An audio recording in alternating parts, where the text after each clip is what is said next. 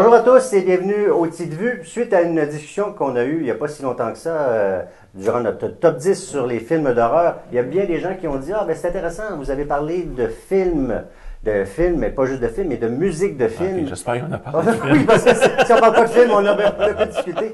Alors évidemment, j'ai fait appel à mes premiers violons, Stéphane Soucy et Gary Sherry. Je ne sais pas si vous êtes bons en musique, mais en tout cas, sûrement en musique de film, un peu. La musique de film est très, très importante. De nos jours, ça a un peu changé, par exemple, et c'est la raison pour laquelle on en parle aujourd'hui. Il y a une époque, ça prenait une place prépondérante au cinéma. Les gars, ça a un petit peu changé et il y a des raisons pour lesquelles ça a changé, on croit. Ben moi, ma théorie personnelle, c'est qu'il n'y a plus de générique d'ouverture. Ouais. Au film, on commence le film, ça part tout de suite. Des fois, on met un panneau avec juste le titre, mais hey, là, on va faire papa. Quand j'étais plus jeune, dans l'ancien temps. Ouais. Non, mais avant les films, c'est ça, moi j'ai tout le temps dit que le générique, avec la musique thème, servait à placer l'ambiance du film. Tu sais, où t'as pompé pour le film. Là. C'est le meilleur exemple, Superman 1978. Bon, le générique est long. Ouais, mais Christy, t'as la musique thème, là, tu sais que ça va être la musique du personnage. Quand ça revient dans le film, t'es comme ah wow, la musique punch.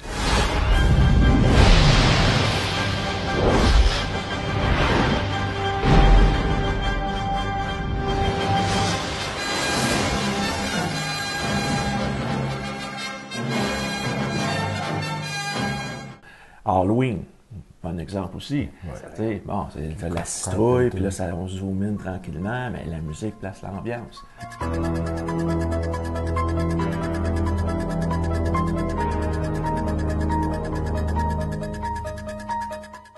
Mais là, les films aujourd'hui, je veux dire, ça part, puis, ou sinon c'est à la fin qu'ils mettent le générique. Ouais, Avengers, là, la musique thème d'Avengers. C'est un style que le côté BD exploite présentement, mais sinon c'est pas. Pas juste BD, les films d'action aussi. Oui, mais tu sais. Même après Rogue One. Oui. C'est quoi la musique thème de Rogue One? Il n'y en a pas. Ça finit, t'as le petit prologue, Rogue One, pouf, on cut. Bye bye. On n'installe pas l'ambiance, tu sais. Puis même un exemple aussi, c'est les deux premiers films de Rambo. Tu sais, t'as First Blood, c'est la petite musique calme, paisible. Bon, ben, t'as Stallone qui marche sur le bord de la route, puis tu sais, c'est comme, OK, c'est un peu road movie. Là, le deuxième, là, ça va fesser. Ben, tu sais, ça commence la petite musique. Quand on écrit Rambo, c'est en feu, puis la musique...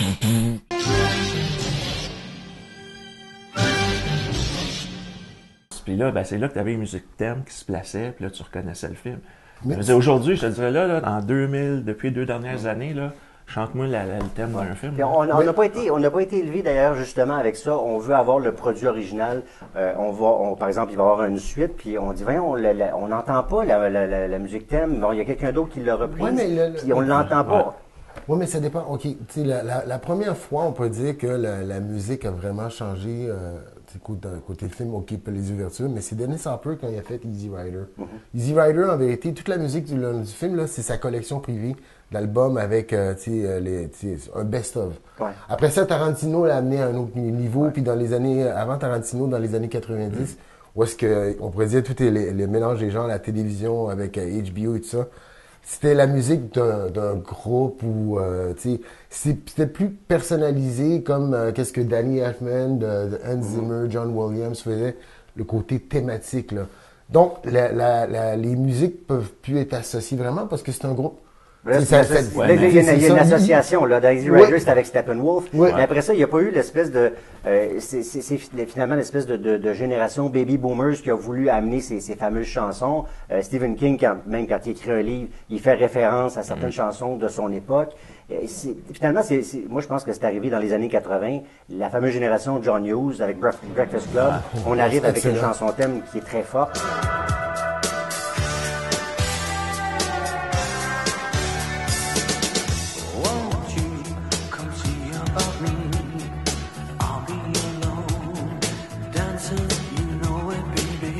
Mais la musique thème, là, Don't You Forget About Me, est restée classique. Là.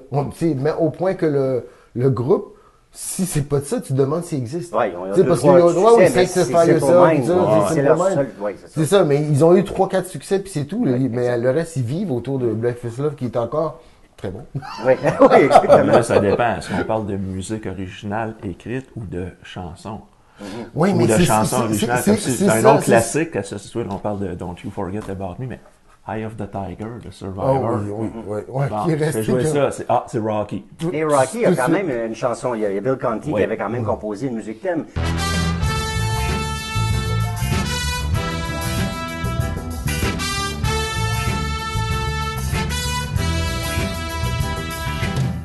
De là, est-ce que c'est aussi parce qu'on a été élevés, nous plus jeunes, avec, en tout cas, si je parle pour moi, j'ai été élevé, moi, avec des parents qui écoutaient de la musique classique à la maison. Oui. Donc, pour moi, quand j'ai acheté un disque, puis d'ailleurs, je l'ai apporté, moi, quand j'étais jeune, j'achetais même pas, je connaissais même pas ça, la musique rock and roll. J'ai donc été élevé, moi, avec du Tchaïkovski, du Mozart, etc. Le premier disque que je me suis acheté, je l'ai apporté, je l'ai ici. J'ai acheté ça avec des scènes noires au magasin. J'ai apporté ça, puis j'ai mis ça sur le comptoir. Pour moi, c'est comme c'est super précieux, vous comprendrez, là. Donc, j'ai toujours acheté ça. D'abord et avant tout, des musiques de films. J'aime ça, j'écoutais ça dans mon auto. Et puis après ça, j'ai découvert la musique rock'n'roll en allant chez mon voisin. J'en parle aujourd'hui d'ailleurs, je lui rends un petit peu hommage parce que Patrick Bourgeois était mon voisin. Okay. Et j'ai découvert Kiss en écoutant ça dans son sous-sol. Mais avant ça, avant d'avoir 10-11 ans, je n'écoutais que ça, que de la musique de film, que de la musique classique. Par rapport à ce que tu dis, il faut dire qu'on a été gâtés parce que John Williams arrive dans le décor, puis lui, je pense que c'est le kingpin à mettre un thème extraordinaire, que ça soit Star Wars, Superman. Tu dis, OK, il n'y a pas de limite à ça, mais après ça, il y en a d'autres, on pourrait dire des dériviers, Elfman, Elzheimer, puis ça. Danny Elfman, oui, avec Batman. Oui, avec Batman. Il a travaillé beaucoup avec Tim Burton. Oui, c'est ça. Ça, c'est leur combinaison. C'est ça, les combinaisons. Moi, je pense que ça rejoint ce qu'il disait. Il n'y a pas de continuité. Toi, tu parles de John Williams. C'est lui qui a fait toute la musique des Star Wars. Les Indiana Jones. Les Indiana Jones. Tandis qu'aujourd'hui, si tu prends, on va prendre des films de franchise, là. Bon, ben, tu prends les films de Marvel, là. X-Men, etc. X-Men, c'est ça, c'est pas la même personne qui fait la musique d'un film à l'autre. Tout le monde arrive avec sa touche. À un moment donné, c'est comme ça. Chante-moi la musique thème de Captain America, là. Pas le cartoon de 1966, là. Non, c'est dommage parce que des fois, il y a des musiques thèmes qui ressortent. Moi, je pense à X-Men First Class, entre autres. La musique est extraordinaire, Magneto, là, c'est vraiment une des très bonnes musiques qu'on a connues dans les dernières années. Puis là, je me suis dit, bon, dans le deuxième, ça va être encore le même compositeur. Non, c'est plus lui. Il travaille pour d'autres choses. Il travaille justement pour amener, il s'en va pour travailler pour DC, parce que c'est un bon compositeur, on n'en doute pas.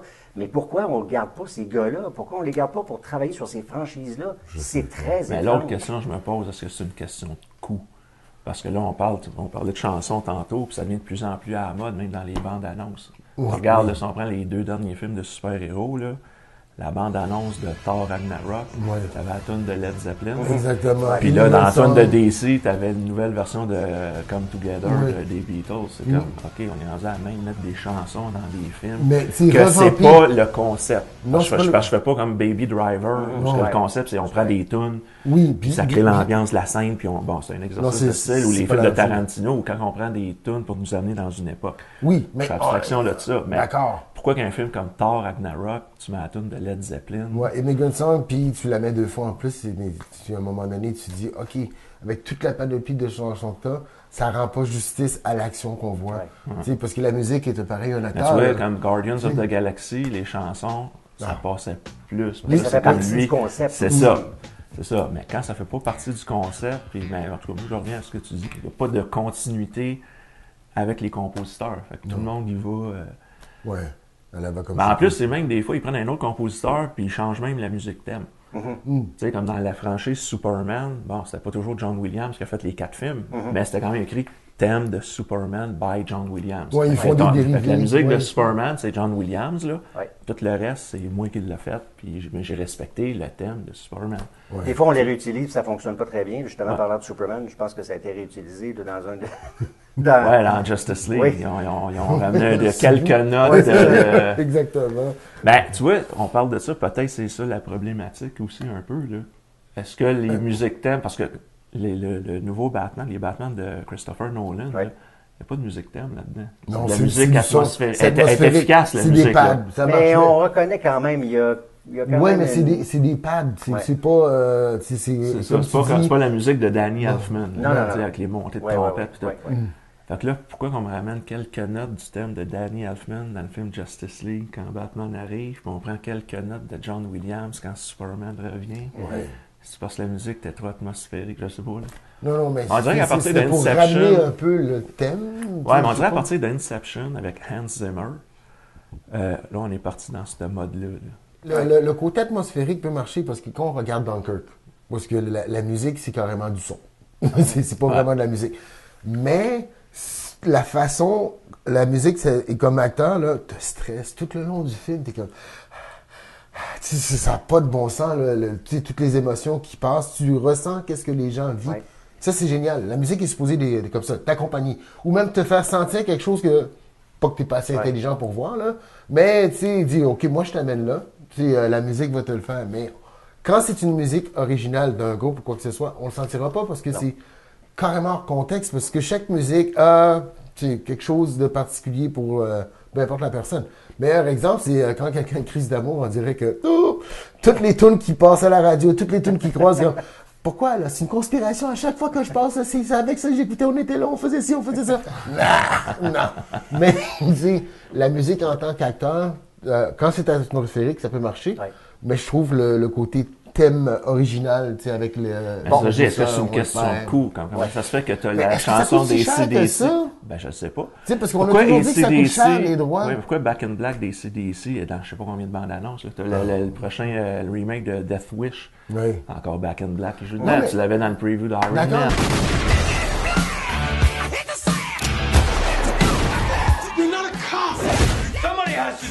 Rappelez-vous, le Crazy, quand ça a sorti, là, il paraît qu'une partie de son budget était carrément juste sur les droits musicaux.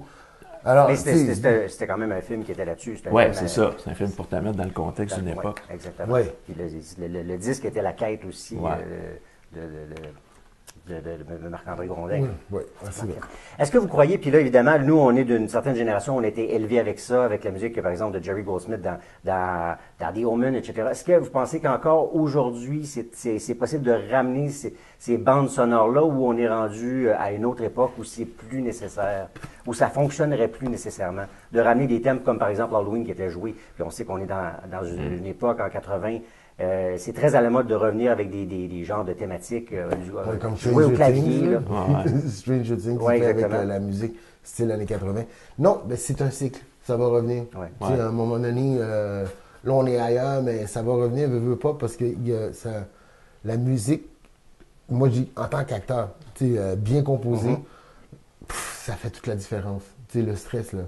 Je sais pas comment on appelle ce film-là. C'est The Untouchable.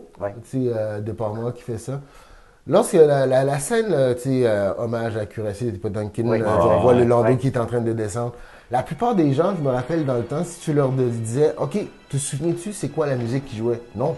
Ils s'en souvenaient pas parce qu'ils étaient complètement stické sur la scène. Mais après ça, tout le long, tu te rends compte qu'il y avait un violon. Tu te souviens-tu de la musique du générique d'ouverture? Oh, pas tout. Hein? Oui.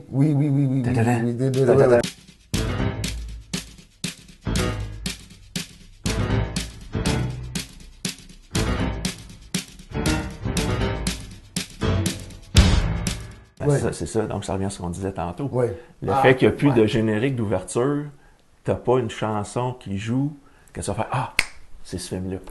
Ouais.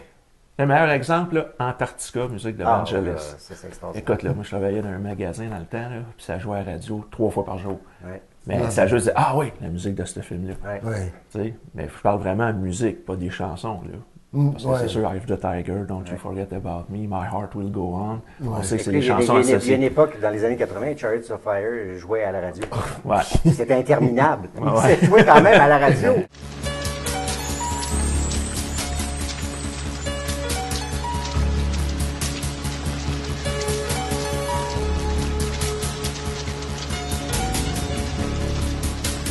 Non, mais tu sais, Evangelis, il a pareil donné du Blade Runner qui est excellent. Ah oui, oui.